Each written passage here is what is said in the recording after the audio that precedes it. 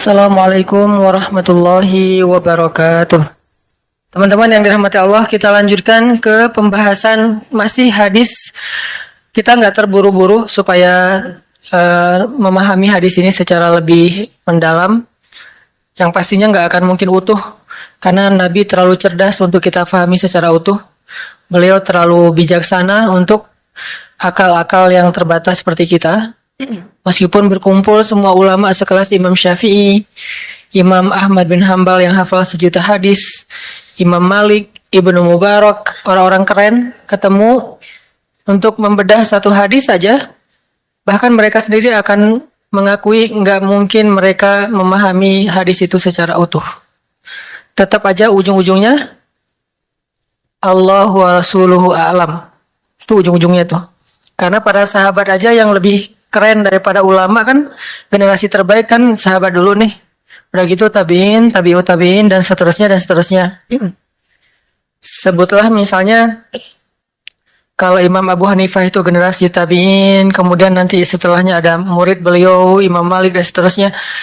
Ngumpul nih untuk memahami hadis Nabi satu aja, mereka tetap aja akan berkata ujung-ujungnya Allah wa Rasuluhu a'lam. Toh sahabat juga kayak gitu. Ketika Nabi tanya sesuatu, sahabat jawabannya Allah dan Rasul lebih tahu. Abu Bakar jawabannya Allah dan Rasul lebih tahu. Ibnu Abbas, Hibrul Ummah, orang yang paling ngerti tentang Al-Quran. Bahkan kalau di antara para nabi, Ibnu Abbas itu kayak Nabi Khidir. Di antara para nabi, Ibnu Abbas itu kayak Nabi Khidir, tapi dalam status sahabat, bukan dalam status nabi. Beliau aja bilang Allah dan Rasul lebih tahu.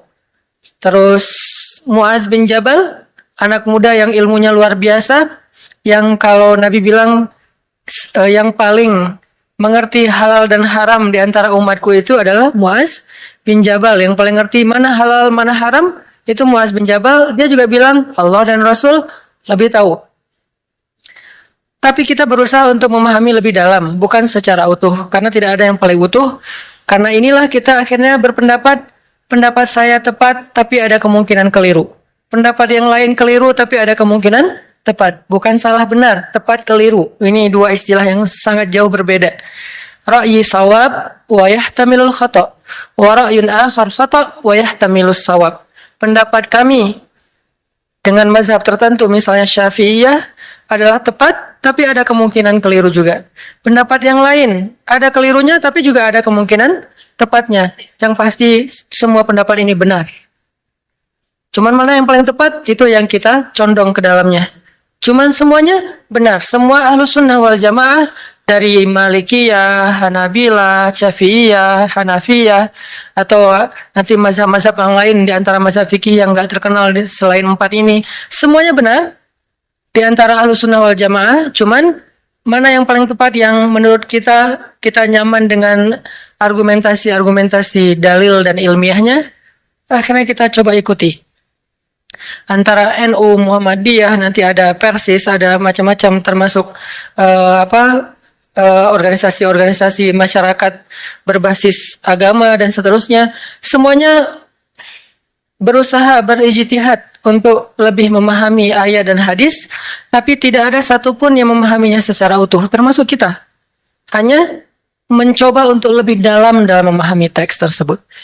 Nah, hadis innamal a'malu binniyat, selama ini mungkin kita hanya mendengar satu, mungkin sebagian teman-teman hafal sampai akhir, tapi mayoritas orang Islam di Indonesia hanya tahu satu kalimat pertama di antara 4 baris kalimat itu. Hanya innamal a'malu binniyat. Udah kita jelaskan. Wa innamal likulli imri'in ma nawa juga udah alhamdulillah kita jelaskan, walaupun jauh dari sempurna. Sekarang kita coba masuk ke bait ketiga dan 4. Faman kanat hijratuhu ilallahi wa rasulih fahijratuhu ilallahi wa rasulih. Wa man kanat hijratuhu lidunya yusibuha awin imra'atun yankifuha fahijratuhu ila ma hajara ilaih. Apa makna dari bait ketiga dan 4 setelah 2 bait pertama? Kalau kita bisa kasih judul biar merangkum semua makna, maka bait ketiga dan 4 ini bisa kasih judul as-sidqu ilallah, jujur kepada Allah. Atau bisa juga kita kasih judul berakad dengan Allah. Itu judul bait ketiga dan keempat. Bisa dikasih judul jujur kepada Allah, bisa dikasih judul berakad dengan Allah, bisa juga dikasih judul melibatkan Allah. Jadi semua yang pernah kita bahas selama ini tentang libatkan Allah dalam urusan kita, apalagi jujurlah pada Allah, pasti Allah akan jujur pada kita, segala macam.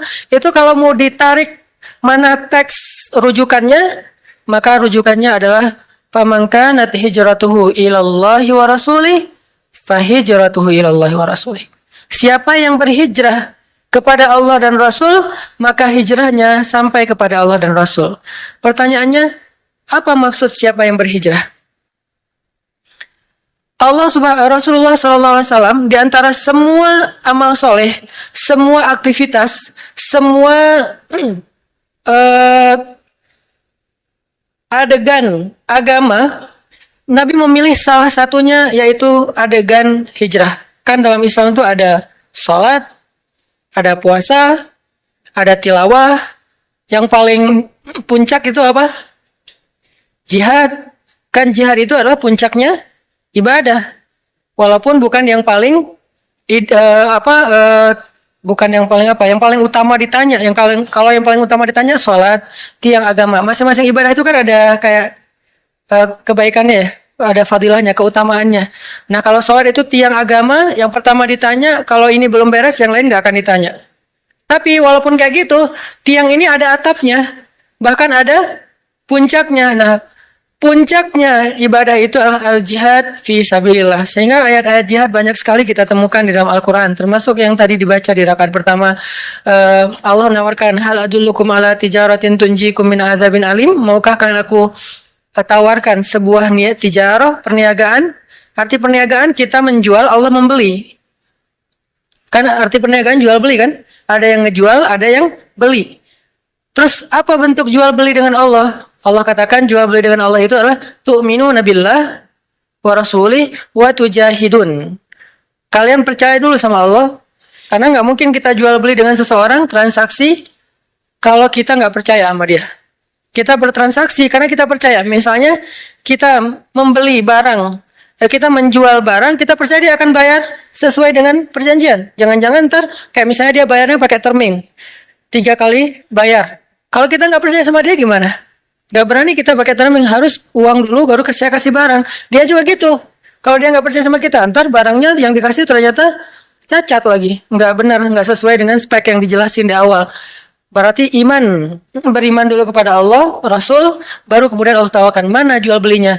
Tujahidun fi sabilillahi bi amwalikum wa anfusikum. Kalian berjihad di jalan Allah dengan harta kalian dan dengan diri kalian. Arti diri di sini adalah nyawa. Sebagian besar tafsirannya adalah nyawa, harta dan nyawa kalian. Oh, berarti apa yang kita jual? Harta kita. Apa yang kita jual? Nyawa kita. Apa yang kita beli? Apa yang kita dapatkan bayaran dari yang kita jual itu? Kita membeli atau mendapatkan, pertama, yaghfir lakum dzunubakum. Allah ampuni semua dosa-dosa kalian. Bukan min dzunubikum, bukan sebagian dosa kalian. Dzunubakum, semua dosa-dosa kalian. Dari sejak kalian balik sampai kalian wafat, semuanya dihapusin sama Allah. Luar biasa nih tawarannya. Ini yang Allah bayar untuk kita. Wa yudkhilkum jannat. Allah jamin kalian masuk surga. Dijamin. Yudkhilkum jannat. Bahkan kalimatnya tegas gitu. Bukan wa yudkhilakum jannat, enggak. Yudkhilkum jannat. Tegas, enggak ada keraguan. Tajri min tahtil anhar wa masakin thayyibatan fi jannati 'adzalikal fawzul 'azim wa ukhra tuhibbunaha nasrun minallah wa fathun qarib. Di akhirat diampuni dosanya, dimasukin ke dalam surga, itu icon. Itu hanya simbolik, tapi sebetulnya kemudahan di akhirat. Kemudian di dunia simbolnya apa? Nasrun wa fathun. Pertolongan dan kemenangan. Kalau bahasa kita ditolong sama disukseskan sama Allah. Wabasyiril mu'minin, sampaikan berita gembira kepada orang yang beriman. Ini jihad. Kenapa Nabi nggak bilang faman kana jihaduhu ilallahi wa rasulih, atau juhduhu ilallahi wa rasulih fajuhduhu ilallahi wa rasulih? Kenapa hijratuhu? Kenapa di antara sekian banyak amal-amal yang keren, salat, puasa itu kan junnah kan, perisai.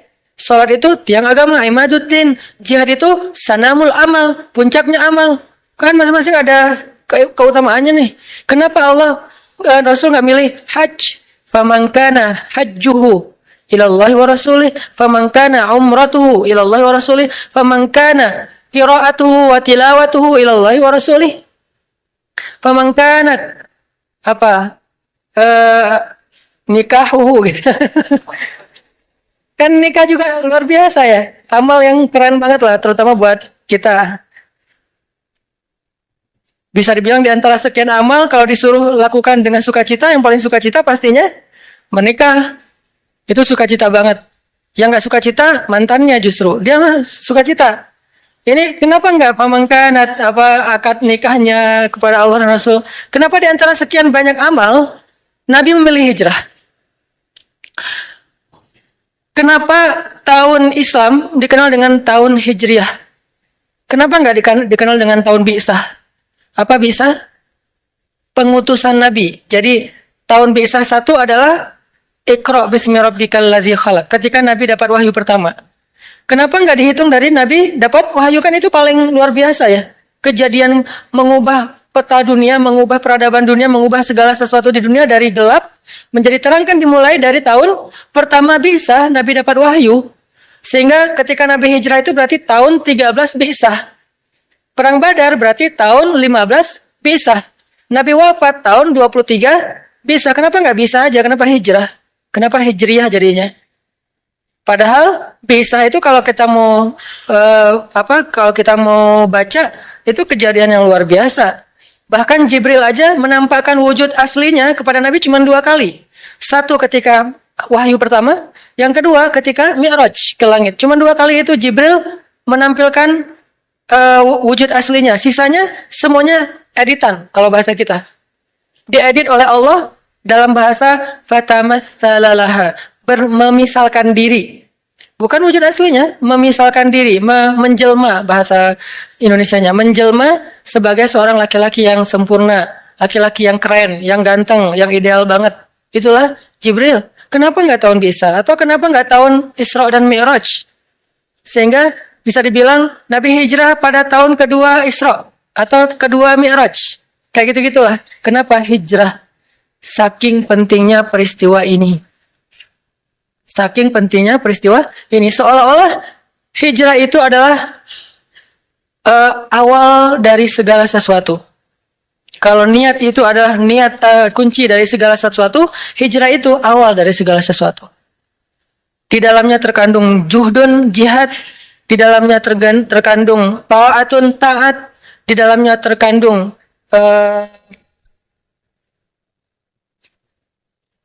berkorban, tadhiyah, pengorbanan. Di dalamnya terkandung apalagi ikhlas pastinya. Banyak hal terkandung di dalam adegan hijrah. Jadi ketika Nabi mengatakan faman kanat hijratuhu, itu artinya siapa yang semua amal solehnya, bukan hanya hijrah. Nabi mengambil satu kata, satu adegan yang itu bisa menjadi simbol dari semua kebaikan. Apa? Hijrah. Nabi nggak bilang sholat. Nabi nggak bilang jihad. Padahal 2 hal ini sama-sama keren nih. Nabi bilang hijrah. Keren mana hijrah sama sholat? Lebih utama mana? Pastinya lebih utama sholat. Utama mana hijrah sama jihad? Pastinya lebih utama jihad. Tapi kenapa yang diambil hijrah? Karena hijrah ini walaupun bukan yang paling tinggi derajatnya, tapi dia mencakup segala sesuatu. Ideal namanya, proporsional. Makanya Nabi bilang, siapa yang hijrahnya kepada Allah dan Rasul, itu juga berarti siapa yang sholatnya, siapa yang puasanya, siapa yang hajinya, siapa yang jihadnya, siapa yang bahkan tersenyumnya. Karena Allah dan Rasul, maka apa yang dia lakukan itu akan sampai kepada Allah dan Rasul. Apa arti sampai kepada Allah dan Rasul? Fa'ilallahi wa rasulih. Artinya Allah yang akan menolong dia sampai ke akhir dari perjalanan itu. Allah yang akan menolong dia sampai kepada kebaikan dunia dan akhirat. Allah yang akan menjadikan amal-amal dia itu semuanya baik. Allah akan menolong dia dalam setiap perjalanan atau proses amal soleh yang dia lakukan. Jadi teman-teman, judul besarnya adalah As-sidqu ilallah, jujurlah kepada Allah. Dan ini kita masih ngebahas masalah nufus, tazkiyatun nufus. Apa makna dalam pemahaman kita yang mungkin sederhana? Maknanya adalah kalau kita pengen ditolong dalam semua hal yang kita lakuin, niatkan karena Allah Subhanahu wa taala. Kalau 2 bait pertama, kalau kita pengen dapat pahala dari semua yang kita lakuin, niatkan kepada Allah. Kalau sekarang beda lagi, bukan cuma pahala, pengen ditolong, pengen Allah terlibat, pengen Allah masuk dalam program kita, maka niatkan karena Allah Subhanahu wa taala. Siapa yang jujur kepada Allah, ya Allah saya nikah karena Engkau, ya Allah saya kuliah karena Engkau, ya Allah, ya Allah, ya Allah. Semua kebaikan yang kita lakuin karena Allah, bahkan kebaikan itu bukan hanya yang wajib, teman-teman. Kebaikan itu ada 3. Bahkan kadang kebaikan itu ada 4. Apa kebaikan ada 4? 1 yang wajib, di bawahnya yang sunnah, di bawahnya yang mubah, di bawahnya yang makruh. Seseorang yang meninggalkan haram dengan cara melakukan yang makruh, itu kebaikan.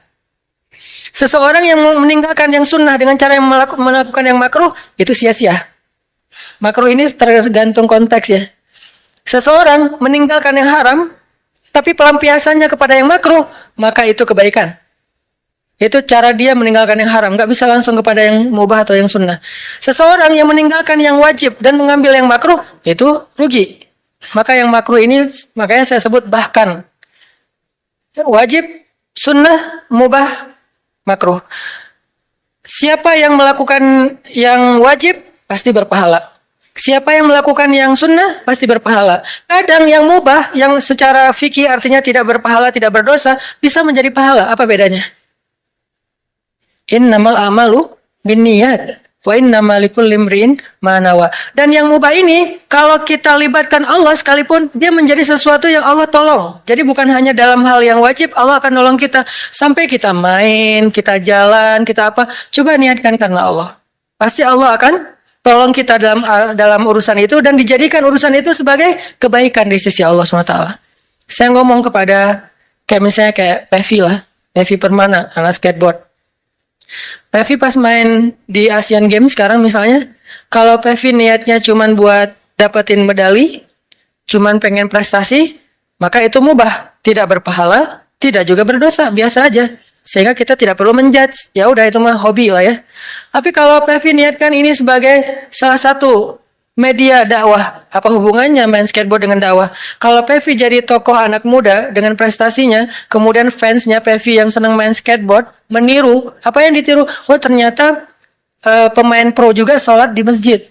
Akhirnya yang amatir-amatir yang lagi belajar, anak-anak baru nih juga ngikutin kan? Oh ternyata Pevi hafal surat Al-Muluk misalnya, lagi latihan skate dia ngulangin bukan Al-Muluk, Al-Waqiah. Lagi latihan skate di ball gitu, dia dengerin tilawah Al-Waqiah sampai akhirnya hafal Al-Waqiah. Ditiru. Innamal amalu binniyat. Faman kanat hijratuhu ilallahi wa rasulih fa hijratuhu ilallahi wa rasulih. Dan yang dia lakuin sebetulnya sama aja. Enggak gara-gara niat kepada Allah terus dia sambil main skateboard sambil dia zikir, enggak. Enggak gitu-gitu amat, agama teh enggak terlalu berat. Jadi yang dirubah itu bukan perilakunya. Karena perilakunya sebetulnya berstatus mubah, bukan haram ya. Kalau haram memang harus dirubah. Tapi kalau yang mubah, nggak perlu dirubah. Dia tetap main skate, dia nggak perlu bawa tasbih, dia nggak perlu qomat kamit tilawah Al-Quran sambil main skate. Tapi pahalanya bukan hanya pahala olahraga, tapi juga dia pahala dakwah. Yang dirubah cuma niat. Tapi yang dia lakukan nggak ada yang berubah. Jadi jangan berpikir orang kalau nggak qomat kamit baca Al-Quran berarti dia nggak dapat pahala. Walaupun baca Quran itu keren pastinya. Kalau nggak berzikir, nggak kelihatan di tangannya bertasbih, berarti dia nggak pernah ingat Allah. Bisa jadi dia melakukan yang kita lihat mubah, duduk nongkrong di kafe. Bisa jadi dia kayak lagi ngobrol sama teman-teman doang. Bisa jadi dia chat. Kok dia bentar-bentar langsung buka handphone sih? Orang habis sholat biasanya kan zikir dulu. Ini ada yang habis sholat langsung buka handphone. Jangan suuzon dulu. Tapi buat kita, kalau bisa zikir dulu. Kalau buat orang lain, ya siapa tahu dia ada hal darurat. Siapa tahu dia lagi ngerjain sebuah proyek sosial yang memang lagi hektik banget, lagi banyak kerjaan, sehingga sholat juga, habis sholat langsung banyak yang masuk, nih gimana soal teknis, di operasional di lapangan, dia harus langsung ngerespon biar beres kerjaannya. Bisa jadi kita berzikir, dia ngurusin proyek sosial. dan sama-sama berpahala. Walaupun kita nggak berani membandingkan ya, tapi tetap aja ada hadis menyelesaikan hajat seorang muslim atau seseorang yang butuh sesuatu, butuh bantuan, itu kadang lebih utama daripada itikaf di masjid 60 tahun. Dan masjid mana yang dimaksud oleh Nabi? Masjid ini. Masjid ini apa? Nabawi, yang di dalamnya ada raudhah. Menyelesaikan hajat seseorang yang lagi punya masalah, kadang lebih utama. Saya sempat masukkan kalimat kadang, karena nggak boleh kita generalisir. Kalau gitu saya nggak usah itikaf, saya nggak usah sholat, udah aja bantu orang. Nggak gitu-gitu juga sih memahami agama. Harus komprehensif. Kadang dia lebih utama daripada beritikaf di masjid 60 tahun. Jadi jangan suuzon dulu dengan orang yang langsung buka handphone. Atau jangan kepo juga, dia buka apa dulu daripada gua suuzon, gua lihat. Ya nggak usah kepo kali. Gua kenapa sih? Gua nggak mau suuzon, mending gua tabayun. Tabayunnya dengan dilihat semua isi handphone orang, itu bukan tabayun, namanya tajassus. Beda antara tabayun sama tajassus. Tabayun kita meminta klarifikasi atau minta tanggapan dari dia. Tajassus mencari-cari hal pribadi dan privasi tentang orang lain. Membuka handphone orang lain itu tajassus namanya. Membuka handphone istri itu cinta. Karena cinta kita cemburu. Dia tadi habis chat sama siapa ya? Wah. Enggak. Apaan sih? Nah, balik lagi ya. Libatkan Allah di dalam urusan kita, nanti akan ditolong sama Allah. Tapi cara melibatkan Allah gimana Ustadz? Apakah kita hanya dengan mengatakan bismillah? Enggak. Itu salah satu cara melibatkan Allah. Jadi tahapan melibatkan Allah itu banyak teman-teman. Mulai dari sini. Kita minta sesuatu, kita ngerjain sesuatu, ada hubungannya nggak dengan Allah? Kalau nggak ada hubungannya, kita akan ngerjain itu sendiri, nggak dibantu sama Allah. Tapi kalau ada hubungannya dengan Allah, kita akan ngerjain itu dibantu sama Allah. Dan kalau dibantu oleh Allah, lebih baik daripada dibantu oleh semua manusia di muka bumi. Kita dibantu oleh beberapa orang tokoh aja, orang-orang yang berpengaruh, orang-orang yang punya kekuasaan, orang-orang yang punya kekuatan, itu udah bikin urusan kita mudah kan? Kayak jalan. Beberapa kali saya nggak minta, tapi emang mungkin dari panitia biar nggak terlalu telat ke acara, akhirnya dijemput ke bandara. Dijemputnya kemana? Dijemputnya langsung ke pintu pesawat. Kan untuk masuk sampai ke boarding kayak gitu kan susah ya, harus ada akses. Dijemput langsung ke boarding ke pintu pesawat, nanti bagasinya langsung saya kasih baggage tag gitu, mereka yang akan ambil bagasinya, saya langsung dibawa ke mobil, terus pakai forrider sampai ke venue. Saya berpikir, ini dibantu manusia aja urusannya semudah ini. Gimana kalau dibantu Allah? Dibantu manusia aja urusan semudah ini. Saya pernah telat karena acaranya itu kan terlalu tight schedule ya. Akhirnya kalau misalnya saya telat, berarti pesawatnya cancel dong, karena nggak sempat check in. Akhirnya kata teman-teman di bandara, beberapa ada yang bikin komunitas. Alhamdulillah nih luar biasa teman-teman bandara, terutama Surabaya ya. Mereka udah bikin komunitas pekerja bandara khusus untuk LO-in para ulama. Jadi kalau ada Ustadz Abdul Somad, siapa yang datang ke Surabaya, mereka langsung akan ngejemput, mereka mudahkan urusan di bandaranya. Nah, saya pernah karena jadwalnya dekat dengan waktu check-in, di-check-inin duluan sama mereka, bukan online. Mereka check-in dari dalam, terus karena emang check-innya lebih awal, kan ada hot seat ya kalau di pesawat ya. Ada VIP bisnis, ada yang first class bisnis, hot seat. Hot seat itu kursi depan. 1 sampai berapa gitu. Nah, dikasih hot seat kenapa? Biar Ustadz nanti keluarnya jadwal berikutnya kan kalau keluarnya lama karena ngantri dulu, nanti telat lagi. Ya udah karena jadwalnya terlalu padat nih, Ustadz taruh di depan, terus nanti bagasinya langsung dikasih ke teman-teman di bandara berikutnya, baggage tag-nya.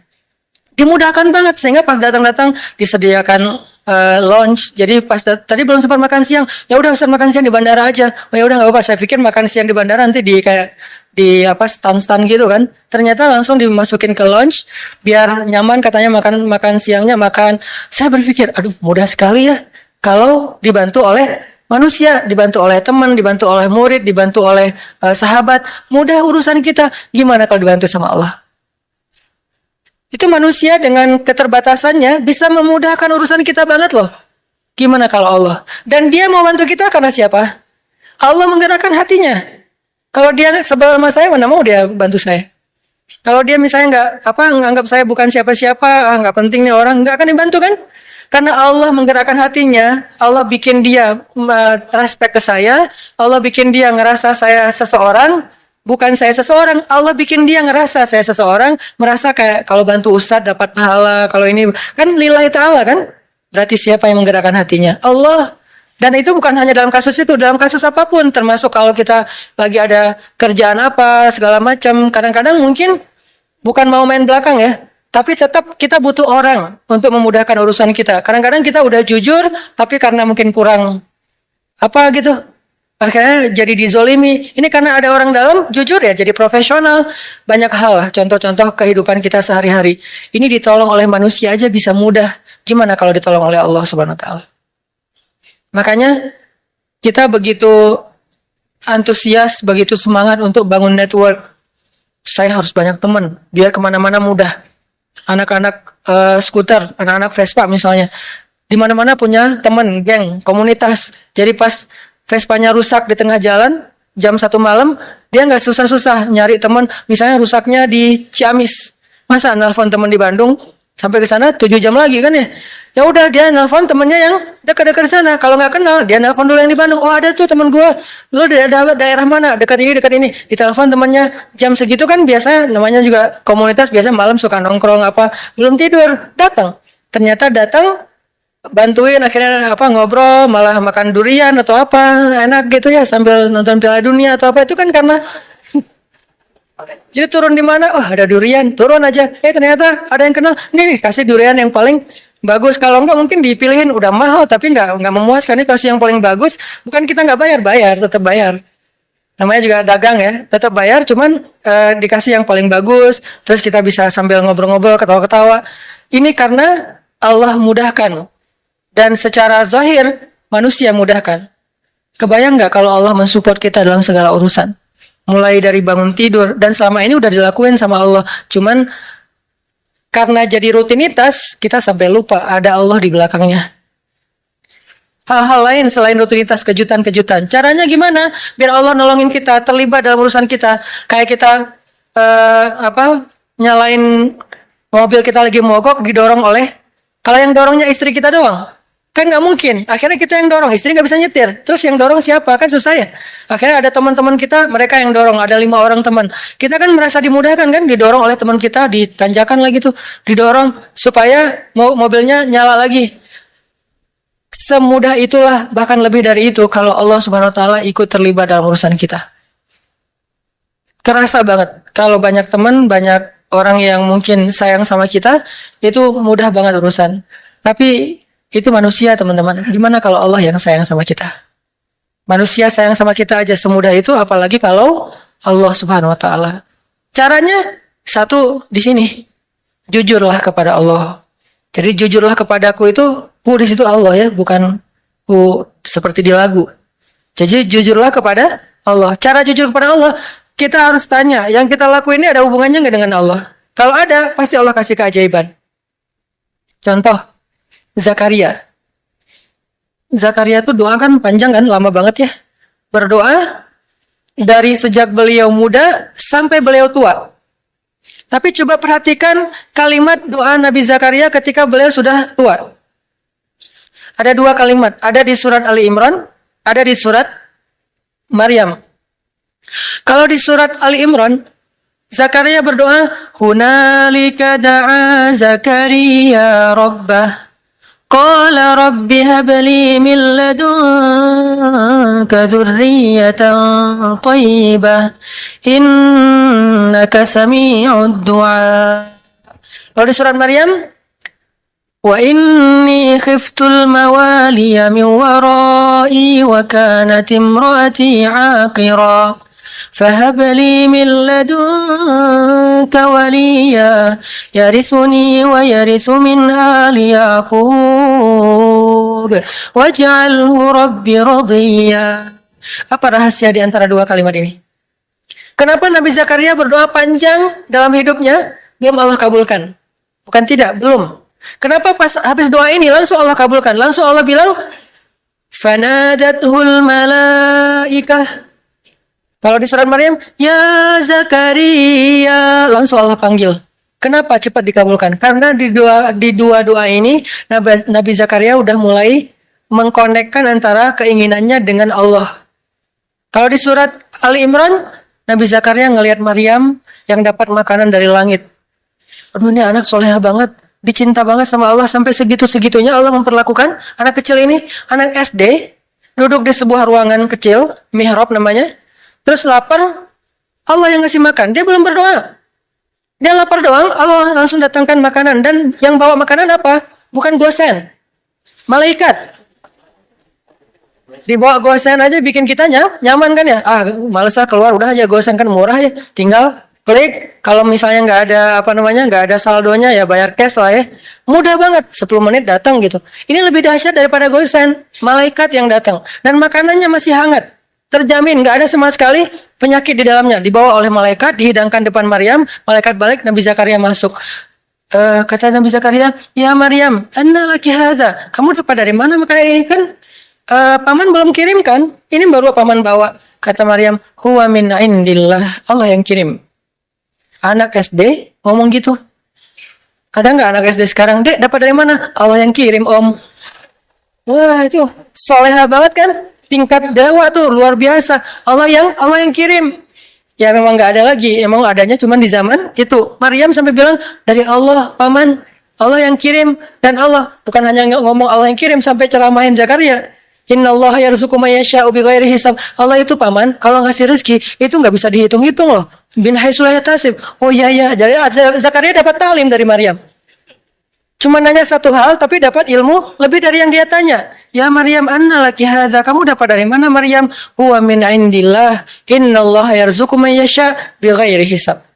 Ini dari Allah, Allah yang kirim. Allah itu memberi rezeki kepada hambanya. Dan Allah kalau udah ngasih rezeki, gak bisa ditebak-tebak dari mana caranya. Itu kata-kata Maryam. Kagum Zakaria. Duh, pengen banget punya anak sesoleha ini. Kan berarti ada hubungannya dengan Allah, sesoleha ini. Soleh. Baru hunalika, saat itu juga di sana Zakaria berdoa, Rabbi habli min ladunka dzurriyyatan thayyibah. Kayak gitu ya Allah, saya pengen kayak gitu. Langsung Allah kirim malaikat, katakan ke Zakaria dia akan punya anak persis kayak Maryam, tapi namanya jenis kelaminnya laki-laki, namanya Yahya. Kalau di surat Maryam, apa doa Zakaria? Wa inni khiftul mawali min warai wa kanat imraati aqira. Ya Allah, dakwah saya nanti siapa yang akan meneruskan kalau saya nggak punya anak? Itu intinya. Jadi pengen punya anak bukan sekedar pengen lucu-lucuan, pengen ada qurrata ayun, penyejuk hati apa, pengen bangga-banggaan anak saya sarjana, anak saya apa segala macam. Bukan, pengen punya anak karena pengen ada yang nerusin dakwah beliau. Karena ada hubungannya dengan Allah kan? Berarti melibatkan Allah dalam permintaannya. Wa inni khiftul mawali wa kanat imraati aqira fahabli min ladunka waliya. Bukan walada, bukan waliyan. Apa beda waladan dengan waliyan? Waladan cuma anak, waliyan penerus. Beri saya seorang anak yang meneruskan perjuangan saya, dakwah saya, pengajaran saya, taklim saya di Masjidil Aqsa. Yarisuni, tuh ada lagi kalimat penjelasnya. Yarisuni wa yarisu min ali Yaqub waj'alhu rabbi radiyya. Yang mewarisi perjuangan aku, mewarisi perjuangan dari keturunan Yakub dengan keturunan yang luar biasa, orang-orang soleh semua. Maka jadikan dia anak yang kau ridhai ya Allah. Langsung Allah ketika dengar kalimat ini, ya Zakaria, langsung dipanggil sama Allah. Itu cara kalau kita pengen dapat kejutan dari Allah. Libatkan Allah dengan niat. Caranya, coba cari apa hubungannya antara maunya kita dengan Allah. Antara project kita dengan Allah. Antara usaha kita dengan Allah. Antara permintaan kita, life goals kita dengan Allah. Kalau nggak ada hubungannya, kita disuruh jalan sendiri. Tapi kalau ada hubungannya, Allah akan support kita. Ya Zakaria, langsung Allah panggil. Inna nubashiruka bi ghulam. Bahagialah wahai Zakaria, berbahagialah. Kamu akan punya anak.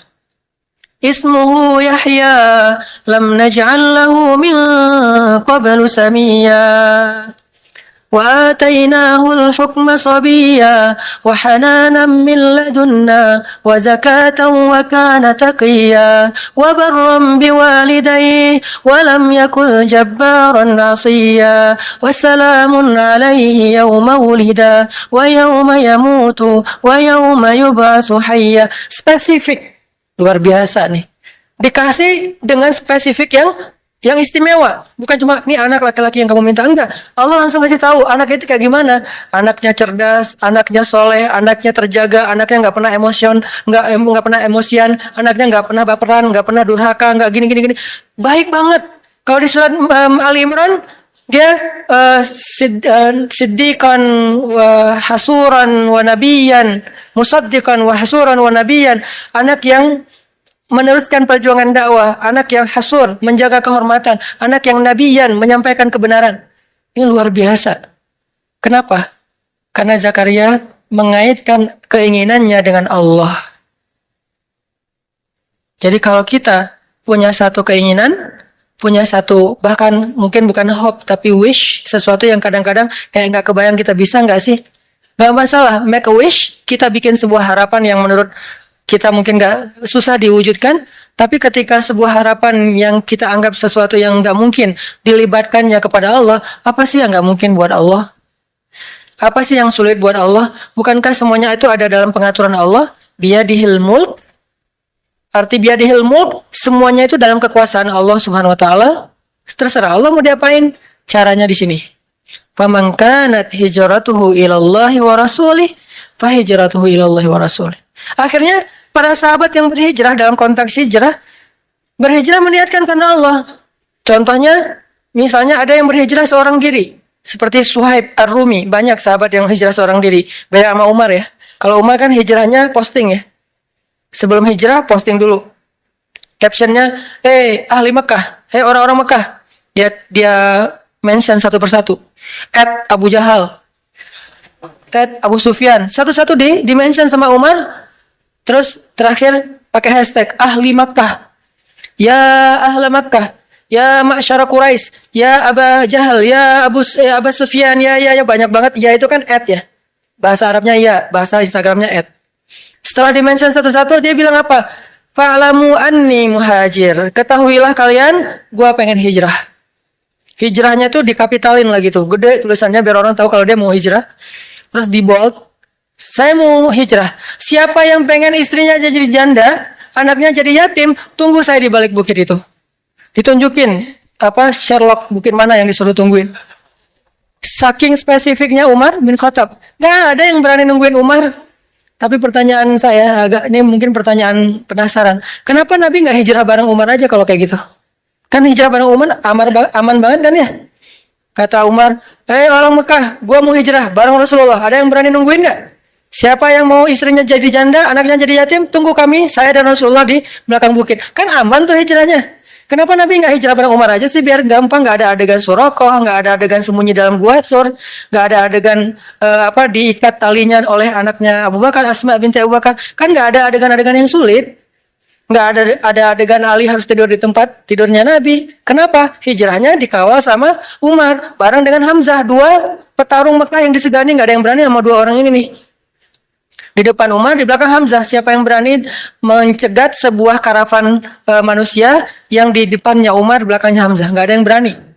Buktinya pas di Mekah mereka lagi demo, kan mereka pernah demo di Mekah. Awal-awal Umar masuk Islam dengan Hamzah kan demo kan. Langsung demonya apa? Demonya dengan keluar dan mengatakan La ilaha illallah Muhammadar Rasulullah. La ilaha illallah Muhammadar Rasulullah. Keliling Mekah, keliling Ka'bah. Demo, rame-rame. Di depannya Umar, di belakangnya Hamzah. Kata Abu Jahal, kalau orang yang seperti ini, kalau demo seperti ini, nggak ada yang berani mendekat. Di depannya Umar, di belakangnya Hamzah. Kalau nggak, bakalan habis tuh. Kenapa Nabi nggak hijrah dengan cara kayak gitu aja? Kenapa hijrahnya pakai orang yang paling lemah fisiknya, paling lemah kaumnya, paling miskin hartanya? Abu Bakar itu orang kaya tapi udah jatuh miskin waktu itu. Ini artinya Allah pengen ngajarin kita tentang hijrah biar Allah aja yang terlibat, bukan Umar, bukan Utsman yang kaya, bukan Hamzah, bukan siapapun. Makanya yang ngebantu Nabi dalam hijrah itu Allah langsung. La tahzan, innallaha ma'ana. Bukan inna Umar ma'ana, inna Hamzah ma'ana, inna Utsman ma'ana, inna qaumana ma'ana. Bukan. Di situ Allah ngajarin kepada kita lewat adegan Rasul, hijrah. Kalau kita melibatkan Allah, hijrah kita lebih aman daripada melibatkan manusia. Seandainya mau dengan logika kita, pasti Nabi akan hijrahnya bareng Umar. Umar, tunggu dong, hijrahnya bareng. Kalau Nabi mengajarkan itu, berarti kita tidak dapat pelajaran hikmah, tauhid, akidah, iman, hadis ini dari hijrah Rasul. Nabi malah bilang, kalian hijrah duluan masing-masing. Umar hijrah, yang lain pada hijrah. Utsman malah udah duluan. Walaupun kemudian balik lagi. Duluan ke Habasyah. Akhirnya Nabi memilih Abu Bakar As-Siddiq. Ya Abu Bakar, nanti tengah malam masih pakai ikhtiar tengah malam. Kenapa nggak siang bolong? Kalau siang bolong konyol namanya. Tapi kan Nabi nggak akan dibunuh. Kalau Nabi nggak akan dibunuh, tapi kalau kita niru Nabi, kita akan dibunuh. Jadi Nabi tidak mencontohkan sesuatu yang nggak bisa ditiru.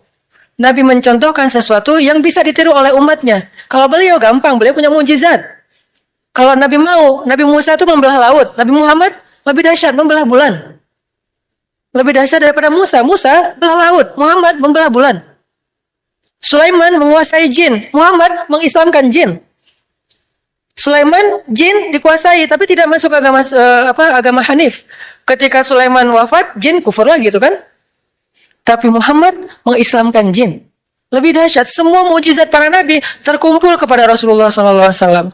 Jadi kalau Nabi mau, nggak usah pikir strategi lah apa segala macam. Kenapa pengen hijrahnya ke Madinah, tapi malah jalannya menjauh dari Madinah ke Gua Sur, malah sembunyi di sebuah lubang kecil. Kenapa nggak terang-terangan aja kayak Umar? Karena kalau Nabi melakukan itu, lalu kita meniru, kita akan mati konyol. Karena kita nggak punya mukjizat. Sehingga Nabi meniru, mencontohkan sesuatu yang bisa kita tiru sebagai manusia biasa. Beliau nggak egois. Gue kan punya mujizat, ngapain sih gentar-gentar, takut-takut amat? Udah biasa aja kali. Ntar Allah juga pasti nolong. Nggak mungkin Allah membiarkan nabinya dicelakai oleh musuh-musuhnya. Ya, tapi umatnya. Sehingga Nabi contohkan, kalau saya contohkan ke gini, kasihan umat saya, nanti nggak bisa niru. Kalau mereka tiru yang ini, habis mereka. Sehingga saya contohkan sesuatu yang kalau mereka tiru, mereka aman. Caranya berstrategi lah. Caranya pakai taktik. Caranya bersiasat. Dan seterusnya, dan seterusnya. Dipilih Abu Bakar. Tapi kalau pakai Umar, nggak ada pelajaran akidah. Makanya Nabi memberi banyak pelajaran dalam hijrah. Hijrah dengan Abu Bakar. Ketika ada masalah, Abu Bakar bilang, ya Rasulullah, kalau mereka ngelihat ke arah kaki mereka, itu kan bukan gua lebih tepatnya, kayak lubang gitu. Nabi dengan Abu Bakar sembunyi di dalamnya. Orang-orang pembunuh bayaran, para hunters, dan di antara mereka itu ada legend, yaitu Suraqah. Paling legend lah dalam membaca jejak. Dia tuh udah terkenal banget. Nggak mungkin lolos dari Suraqah tuh susah banget. Dia bisa ngelihat jejak onta udah berapa lama hangat atau udah dingin. Ini udah kering atau tidak bekas kakinya onta. Terus di atas onta itu perempuan atau laki-laki, anak kecil atau orang dewasa, meronta-ronta atau normal. Sampai tahu sedetail itu Suraqah. Mereka membaca jejak. Kemana arah mereka ketahuan lah. Padahal Nabi itu udah pakai banyak strategi. Caranya Nabi terus lewat anaknya Abu Bakar dengan pembantunya Abu Bakar untuk nutupin jejak Nabi pakai ternak-ternak. Ketahuan juga tetap, namanya juga Suraqah. Udah berdiri depan gua, Suraqah and the gang. Nabi di dalam sembunyi. Apakah Nabi takut? Sama sekali tidak. Nabi waktu itu sama sekali tidak bersembunyi karena takut. Lagi ngajarin kita cara sembunyi. Kalau Nabi mau, Nabi tinggal keluar, ada apaan sih? Bisa, gampang buat Nabi. Lo mau gua doain? Kan gak berani, Nabi belum angkat tangan, udah pada stroke semuanya itu. Kalau Nabi mau kan, tapi Nabi lagi ngajarin kita teman-teman. Jadi adegan sirah adalah pelajaran buat kita, bukan apa yang Nabi rasakan. Nabi gak takut sama sekali. Sekelas Nabi gak mungkin takut lah, sang pemberani banget. Tapi Nabi pengen ngajarin kita, sembunyi di dalam. Abu Bakar resah. Bingung di mana nih kalau mereka ngeliat ke atas, ke bawah. Mereka udah ngeliat ke atas bukit, nggak ada. Ngeliat ke kanan, nggak ada. Ngeliat ke kiri, nggak ada. Ngeliat ke belakang, nggak ada. Cuman satu lagi yang nggak dilihat, ke bawah. Allah tahan pandangan mereka untuk ngelihat ke bawah. Ini cara Allah nolong mereka. Walaupun sebagian ulama bilang ada sarang laba-laba dan merpati, tapi sebagian besar ulama mengatakan tidak. Ini masih perdebatan lah ya, Allahu alam. Yang jelas, yang pasti di antara mereka sepakat, Allah memalingkan mata mereka dari melihat ke bawah. Sehingga Abu Bakar bilang, ya Rasulullah, kalau mereka ngelihat kita ke bawah pasti ketahuan. Terus ntar kita gimana ngelawan mereka? Kita nggak bawa senjata. Berdua pula. Mereka ada lebih dari 20 orang dan semuanya itu petarung. Nabi mengatakan, ya Abu Bakar, ma zannuka bisnain? Ya Abu Bakar, kenapa kamu pikir kita cuma berdua? Ini melibatkan Allah. Ini di sini nih. Kenapa kamu pikir kita cuma berdua, Abu Bakar? In Allahu salisuhuma. Allah yang ketiga. Jadi kalau kita berdua, mungkin kita perlu khawatir. Tapi kalau kita bertiga, la tahzan, innallaha ma'ana. Enggak usah khawatir Abu Bakar, Allah bersama kita. Abu Bakar orang soleh, digituin, ya langsung tenang. Kalau Abu Bakar bilang tapi, pasti ketahuan tuh. Karena kalau kita berburuk sangka kepada Allah, maka Allah tergantung prasangka hambanya. Berhubung Abu Bakar ini as-siddiq, orang yang selalu membenarkan, nggak pernah protes, nggak pernah membantah, maka ketika Nabi bilang la tahzan innallaha ma'ana, Abu Bakar langsung tenang, langsung oh ya innallaha ma'ana, ya udah tenang aja. Mau tidur dulu Rasul, santai. Mereka akhirnya nggak ngeliat ke bawah, udah pergi, tinggal berdua. Besok keluar, melanjutin perjalanan, diketahuan lagi sama Suraqah, karena mereka nggak mau nyerah. 2 hari mereka tungguin. Gak mungkin Muhammad pergi karena aku udah baca beberapa tempat jalan keluar dari Mekah itu gak ada jejak mereka. Pasti mereka ada di sini. Suraqah punya feeling, instingnya tuh bagus. Muhammad belum keluar. Dia cari siang malam.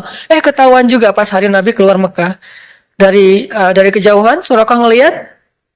Pas Suraqah ngelihat dikejar oleh Suraqah, kan Nabi udah bilang innallaha ma'ana, Allah bersama kita, biar Allah aja yang beresin Suraqah, nggak usah kita jalan aja santai, Abu Bakar jalan, nggak usah dipercepat langkahnya. Sampai Nabi bahkan nggak mempercepat langkahnya loh, dikejar sama Suraqah dengan ontanya yang cepat, Nabi santai aja. Kenapa? Biar Allah aja yang beresin dia. Ternyata Allah punya cara yang lebih indah daripada yang kita bayangin. Kalau kita punya teman yang tangguh kayak Umar bunuh Suraqah gitu kan, Umar pasti akan ngeluarin pedang. Kalau Allah tidak membunuh Suraqah, tidak menaklukkan fisik Suraqah, tapi menaklukkan hati Suraqah. Gitu yang paling indah. Makanya biarin Allah yang beresin urusan kita. Allah punya cara yang lebih smart daripada cara kita. Namanya apa? Min haitsu la yahtasib, yang tidak terduga-duga. Tiba-tiba Suraqah ontanya ngambek, nggak mau jalan, tiba-tiba kayak habis bensin gitu. Kenapa sih kok mogok nih onta gua nih? Onta Suraqah tiba-tiba mogok. Padahal itu onta bagus banget loh. 4000 cc kali ya. Cepat banget. Kenapa? Mogok. Onta bagus. Baru juga. Malah STNK-nya juga. BPKB-nya juga belum jadi gitu. Kok udah mogok? Heran Suraqah. Akhirnya Suraqah turun. Jalan. Pas dekat dengan Nabi. Nabi bilang, ya Suraqah. Ma bika ya Suraqah. Kamu kenapa sih Suraqah gini-gini amat sama saya? Kata Nabi. Suraqah gak enak gitu. Nabi itu kan orangnya kayak mempesona ya. Kalau Nabi udah menatap, orang lagi, aduh kegeeran. Nabi itu keren banget loh. Bukan dalam arti negatif ya, dalam arti nggak enak. Orang segan sama Nabi itu segan banget. Kalau ngeliat wajah Nabi langsung yang marah nggak jadi marah.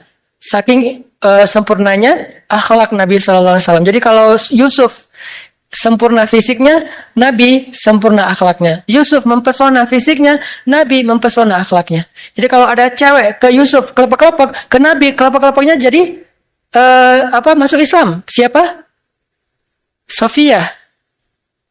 Jadi kalau di zaman Yusuf ada istri Al-Aziz, kelepek-kelepek sama Yusuf sampai digoda berbuat dosa. Kalau Nabi, kelepek-kelepek bukan digoda buat dosa, jadi taat. Itu kan keren banget ya. Gara-gara dekat sama Nabi yang tadi benci banget, kata Sofia, tidak ada orang yang lebih saya benci di muka bumi daripada Muhammad. Tiba-tiba setelah beberapa saat Nabi ngomong, terkesima dengan kata-kata Nabi, santun banget, pemilihan diksinya tuh tepat banget, sampai kemudian dia bilang tidak ada orang yang lebih saya cintai di muka dunia daripada Muhammad. Dari benci banget jadi cinta banget. Langsung dia bilang, ya Muhammad, saya pernah mimpiin kamu loh, gitu ngomongnya. Tadi nggak ngomong, diam-diam aja, diam-diam baik. Sekarang, saya pernah mimpiin kamu loh katanya. Sampai curhat, saya pernah mimpiin kamu. Mimpi gimana? Saya pernah mimpi tiba-tiba di atas kota Madinah ada rembulan sempurna, bulat, terang, jelas, lalu jatuh ke pangkuan saya. Itu kan mimpi romantis banget ya. Jatuh ke pangkuan saya, dan kata suami saya, itu maksudnya saya nanti akan dinikahi oleh engkau Muhammad, tapi saya ditampar oleh suami saya. Ya iyalah, lo mimpi gitu cerita ke suami ya pasti masih mending ditampar. Wah, ini bahaya nih, selingkuh dalam mimpi. Akhirnya Nabi Muhammad melamar Sofia karena emang Allah sudah memilihkan Sofia untuk Rasulullah. Saking istimewanya Sofia ini, karena orang yang menikahi Rasulullah itu bukan Rasulullah berhasrat ke dia, enggak. Allah yang berhasrat ke dia. Hasrat apa? Hasrat terhadap kesolehannya. Karena Allah cinta kepada Sofia, ya udah, kayaknya nggak ada cowok yang pantas buat Sofia selain Muhammad. Cinta kepada Aisyah, nggak ada cowok yang pantas buat Aisyah selain Muhammad. Cinta kepada Ummu Salamah, nggak ada cowok yang lebih pantas buat Ummu Salamah daripada Muhammad. Jadi ini cewek-cewek yang di atas rata-rata yang nggak mungkin nikah kalau nggak dengan Nabi Muhammad, akhirnya dijadikan istri Rasul. Kalau ada yang lain datang, nggak level. Buktinya apa? Fatimah juga kayak gitu. Ketika ditawarin ke Abu Bakar, gimana ya gitu. Tawarin kepada Umar juga kata Rasul gimana ya. Tapi pas Ali, Rasul langsung ridho. Kenapa? Levelnya hanya untuk Ali, yang paling ideal Fatimah itu. Begitu juga istri Nabi. Nah artinya apa teman-teman? Surakoh, pas dilihat oleh Nabi, mabik ya Surakoh. Nabi ngomong gitu bukan, Surakoh, oh dasar lu ahli neraka apa segala macam. Enggak, Nabi enggak. Kamu ahli neraka, kamu apa, celaka kamu. Enggak, Nabi enggak pernah mengeluarkan kata-kata yang badhi, kata-kata yang rendahan. Nabi bilang, mabik ya Surakoh. Surakoh langsung, jadi tadi pakai pedang terus langsung disarungin, disembunyiin belakang jubah gitu. Terus dengerin, Nabi bilang, ya Surakoh, gimana kalau misalnya kamu memakai mahkota dan jubahnya Kisra.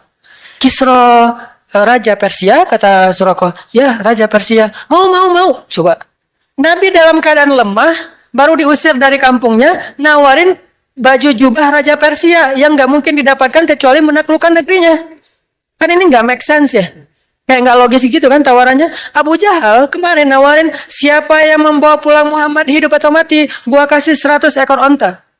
1 ekor onta, kalau onta yang dipakai ke luar negeri harganya 200 juta, kali 100, berapa puluh M.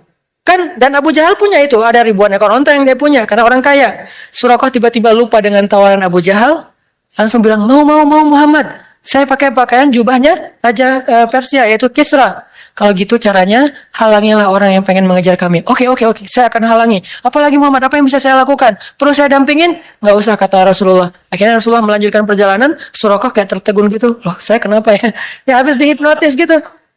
Datang nih gangnya Surakoh, mau ngejar Muhammad. Surakoh, barengan, kita pengen share ini nanti onta. Kata Surakoh, teman-teman, saya udah meriksa semua daerah sini, dan kalian tahu saya yang paling jago membaca jejak, dan onta saya yang 4000 cc, kalian cuma 1500. Artinya paling cepat gitu, saya nggak menemukan Muhammad. Pulanglah cari tempat lain. Mereka kan nggak bisa bantah kalau Surakoh kan senior gitu kan, daripada antar dikerjain. Akhirnya ya udah balik aja. Nabi bisa selamat hanya berjalan berdua dengan Abu Bakar As-Siddiq. Kenapa? Melibatkan Allah thalithuhuma. Ma zannuka bisnain ya Abu Bakar? Kenapa kamu pikir kita cuma berdua Abu Bakar? Allahu thalithuhuma. Allah yang ketiga. Bisa nggak sih kita dalam hidup tuh bilang ke istri, ma zannuki isnain? Kenapa mama bilang kita cuma berdua? Kan ada Allah yang ketiga di antara kita. Kan itu luar biasa ya. Atau istrinya yang ketika suaminya galau, mulai agak khawatir nih gimana ya dalam pekerjaannya, istrinya bilang, ma zannuka bisnain? Allahu salisuhuma. Catat kalimat ini nanti. Ma zannuka bisnain. Gak bisa Ustaz, bahasa Arab susah. Udah bahasa Indonesia aja. Kenapa papa mikir kita cuma berdua, Pak? Kan Allah yang ketiga. Oh iya Allah yang ketiga. Langsung Allah bantu tuh. Tapi kalau papanya bilang, tapi mah, nah berarti ana inda zanni abdi bi. Aku tergantung gimana persangkaan hambaku kepadaku. Libatkan Allah teman-teman. Dalam niat kita, dalam doa kita, dalam harapan kita, dalam pekerjaan kita. Pasti Allah bantu. Itu membahas tentang faman kanat hijratuhu ilallahi wa rasulih fahijratuhu ilallahi wa rasulih.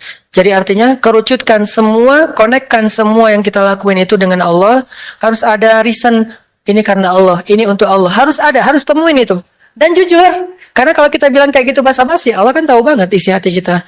Ya Allah, ini karena Engkau ya Allah, bukan karena apa-apa. Tapi kan Allah tahu, lu bohong, kata Allah. Gimana bahasa Al-Baqarahnya kalau masalah ini? Wa minan nasi may yaqulu amanna billahi wa bil yaumil akhir. Kata Allah, wa ma hum bimu'minin. Enggak kayak gitu kata Allah. Yukhadi'un. Mereka bermain-main, mereka mengelabui, mereka basa-basi. Kenapa? Fi qulubihim marad.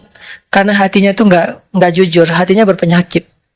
Jadi mending kita jujur sama Allah dan libatkan Allah, pasti ditolong. Enggak mungkin enggak. Selama yang kita lakuin itu adalah masih dalam wajib, sunnah, mubah, paling minim makruh.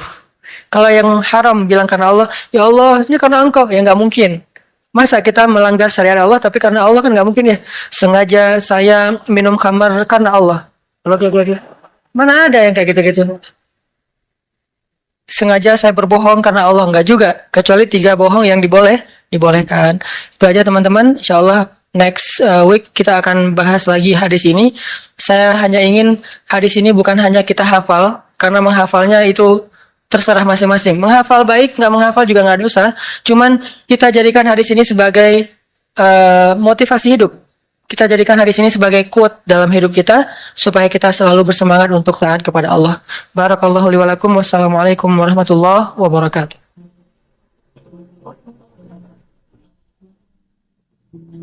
Benar kan kata Allah, kalau mereka fuqara yughnihimullah, maka Allah akan memberikan kekayaan untuk mereka atau kecukupan. Jadi obat hati itu adalah yakin kepada Allah. Dan cara yakin kepada Allah, baca firman-firman Allah Subhanahu wa taala. Allah berjanji di dalam banyak ayat untuk bisa menjadi iman, menambah faith, menambah keyakinan di dalam hati kita. Tinggal kita baca aja. Banyak banget ayat-ayat kayak gitu. Jadi begitu kita galau tentang gimana nanti nih, apa yang harus saya kasih, gimana menafkahi, baca nih ayat. Gitu juga kalau misalnya kita cari kerjaan atau cari nafkah. Allah Subhanahu wa taala juga memberikan kita banyak sekali ayat-ayat yang menjadi janji dari Allah bahwa siapa yang yakin kepada Allah, pasti Allah Subhanahu wa taala akan menjaganya. Itu banyak banget ayat kayak gitu. Salah satunya teman-teman bisa baca minimal banget teman-teman bisa baca di surat Hud ayat 6. Coba baca surat Hud, surat 11 ayat 6. Ini juga ayat untuk ngecas iman kita. Apa kata Allah di ayat 6 surat Hud? Bismillahirrahmanirrahim. Wa ma min dabbatin fil ardi illa 'ala Allahi rizquha wa ya'lamu mustaqarraha wa mustawda'aha kullun fi kitabim mubin. Gak ada satupun hewan yang melata di muka bumi illa 'alallahi rizquha, kecuali Allah yang menjamin rezeki bagi mereka. Terus kenapa kita khawatir? Kenapa kita galau? Kan Allah yang menjamin, dan jaminan Allah itu sebaik-baik jaminan dijamin oleh perusahaan asuransi atau finance. Itu aja kita udah yakin gimana dijamin oleh Allah Subhanahu wa taala. Kayak ada orang yang ngambil asuransi kesehatan, dia nggak khawatir dengan sakit. Ada orang yang mengambil asuransi kendaraan, dia nggak khawatir kelecet atau terjadi kecelakaan, dirampok atau dicuri kendaraannya. Ada yang total loss only misalnya atau all risk, dia nggak khawatir. Kenapa? Ada yang menjamin. Ada orang yang mengambil asuransi pendidikan, dia nggak khawatir dengan harga pendidikan yang semakin mahal karena ada jaminan. Kalau kita masih sering ragu dan sering khawatir dengan hidup kita, berarti kita nggak yakin dengan jaminan Allah Subhanahu wa taala. Makin kita yakin dengan jaminan Allah, makin hilang rasa khawatir dalam hidup kita. Tenang ajalah, ada Allah. Ketika kita ada masalah sedikit, kita tinggal klaim. Dan mengklaim asuransi Allah itu lebih gampang daripada ngeklaim asuransi manusia. Ngeklaim asuransi manusia tetap aja ada biayanya. Tapi ngeklaim kepada Allah itu nggak ada biayanya, nggak perlu pakai nomor antri, nggak perlu jauh-jauh keluar dari rumah. Kita tinggal mengangkat kedua tangan kita mengatakan, Ilahi, Robbi, saya ada masalah nih. Tetapi Engkau Maha Besar. Dan setelah itu, hati kita akan langsung tenang. Ini teman-teman, di antara obat terhadap semua penyakit hati itu adalah belajar yakin kepada Allah Subhanahu wa Ta'ala.